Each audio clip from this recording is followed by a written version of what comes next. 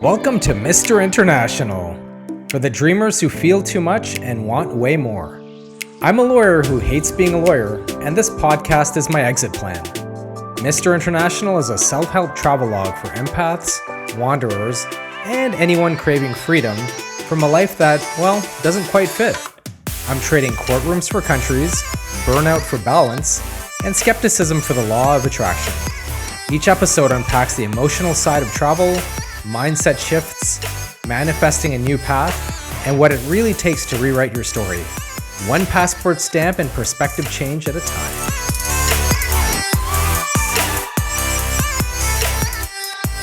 What is up, everybody? El Señor de los Cielos, Mr. International is up here in the heezy. Man, so I just got through Friday. Today is Saturday, June 7. Gearing up for my next trip. Can't wait to do it. And yes, I still have to talk about my great 2-week trip to Turkey. That's coming up, I promise, at some point.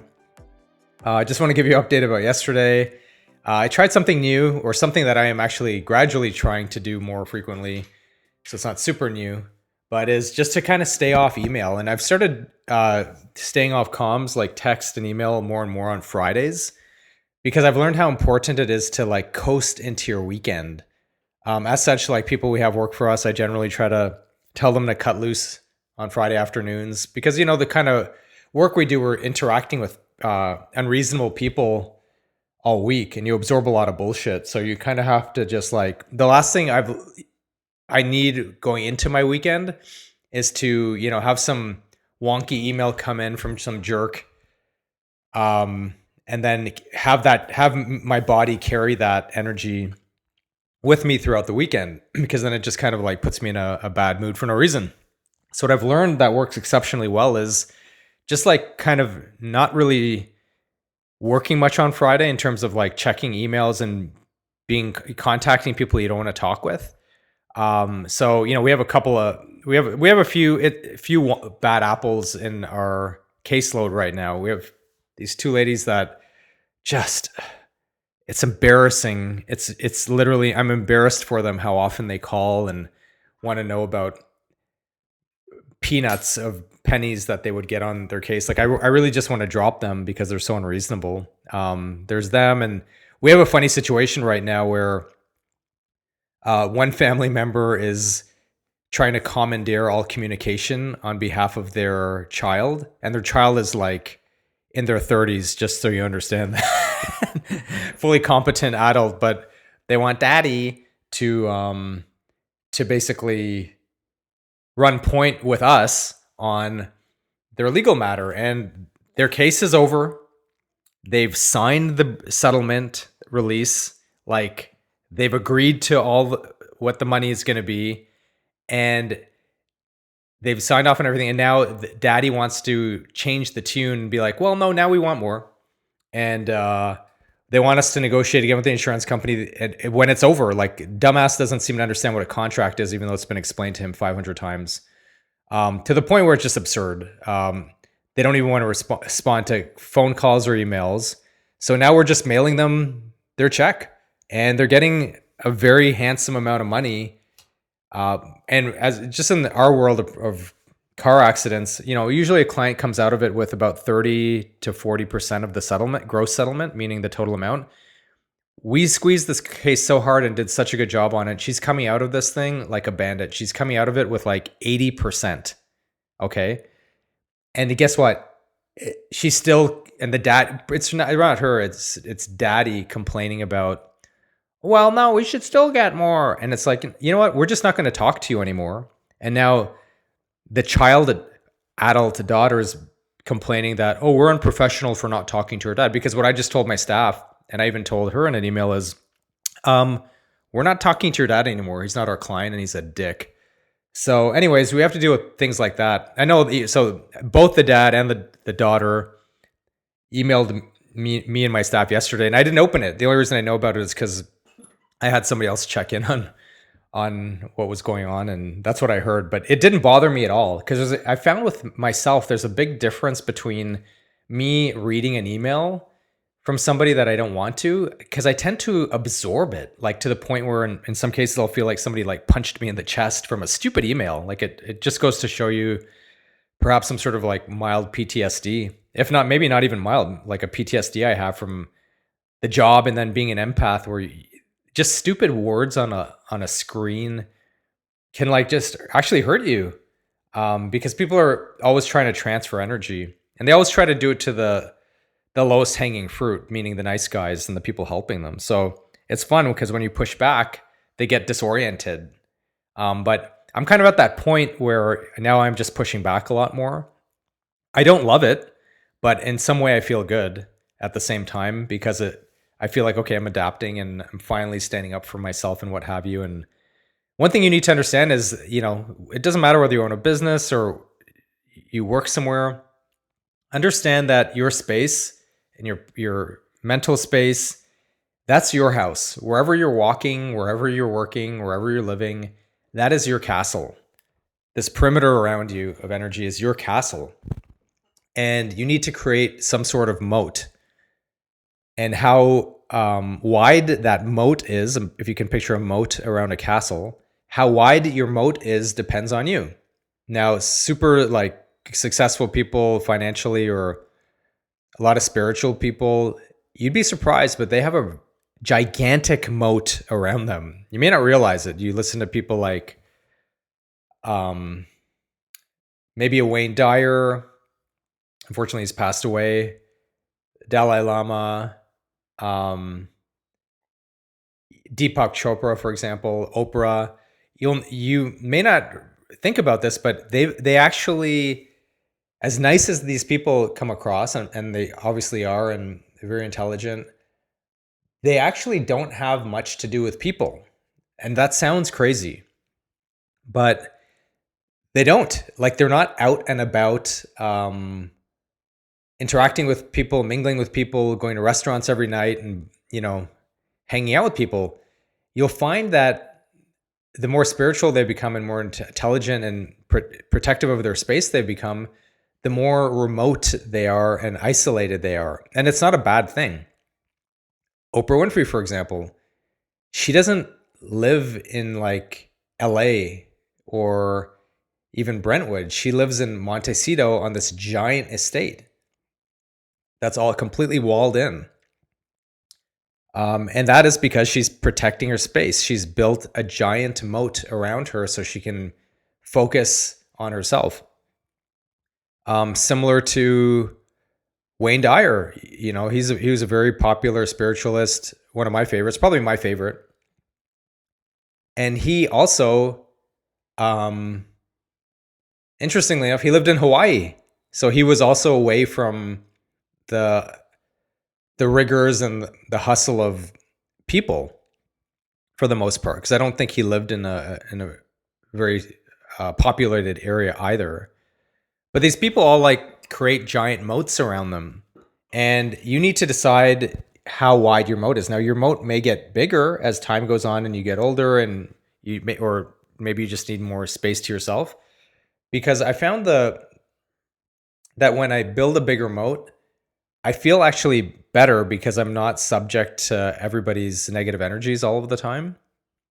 And in doing so, I feel like I'm able to increase the law of attraction, or my powers to attract things and have cosmic coincidences, if you'll want to call them that, things like that happen. So yesterday is an excellent example. So I'm going to tell you, I promised I was going to talk about quantum physics and the law of attraction. Yesterday, perfect timing that this podcast is happening now, because I'm seeing it more and more. And when I'm in a good mood, guess what? More attraction happens. More incredible things that defy the odds of billions happen. I'm not even exaggerating. And I have many more than one story, but I'm going to give you a story yesterday. So yesterday I focused on being happy. I was in a good mood. So for example, I had to renew my driver's license. Instead of driving into town where there's a giant lineup, there's no parking, everybody's like angry and kind of like lower end people. Yeah, you can. Yeah, I'm being elitist there. Just kind of lower end people. Where last time I went there, the person at the DMV window was high as a kite. So I went out to Thousand Oaks instead. People are more pleasant. They line up. They're conscientious, aware of their surroundings a lot more. But I went there instead. I was in a good mood, so I was already protecting my space because I knew if I went to one part of town, I'd probably get frustrated. But if I went to the other part of town, even though it's much further away, I'd be more peaceful. And that investment of driving further paid off. So I stayed off of email, didn't interact with people or clients, and my day went very well. I was feeling very upbeat. Now we're in the process of looking to hire somebody. This time around, because the other two people we hired were complete losers, this time around, we want to hire somebody that is exceptional at what they do. No more rookies. I want somebody with a track record, somebody that's professional and takes the job seriously, and that wants to grow in the company. And check this out. I'm going to change the names just for privacy reasons. So the girl that or the lady that we were interviewing, I didn't know what law firm she's currently working at.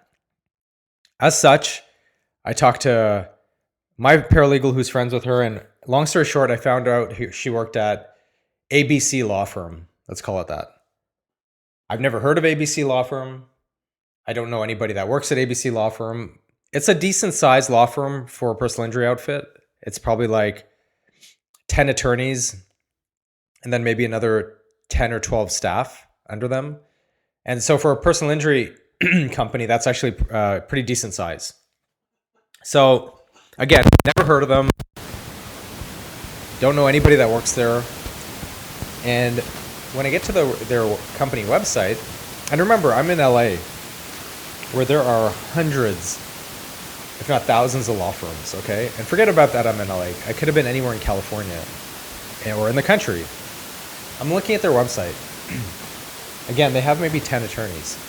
I randomly click on attorney John Adams. Again, I'm just changing the names. I click on, out of all the attorneys they have, I click on this guy, John Adams. I'm just curious what kind of attorneys work there. So I'm reading his profile, and I have this guy's profile up on my computer screen and his picture.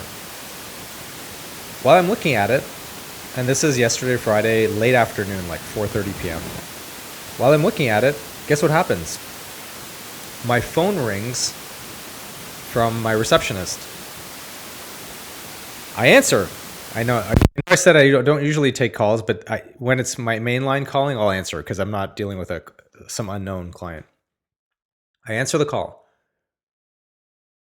The lady says, the receptionist says, "Hi, I'm John Adams from ABC Law Firm calling to speak with you specifically about a case." And right then and there, I did when you have like a cognitive dissonance kind of thing, you're like, wait, what? Because you're confused because you're looking at the guy on the computer, and now the phone is ringing of that same guy calling you. But the problem is you've never talked to this human being before. You've never met him before.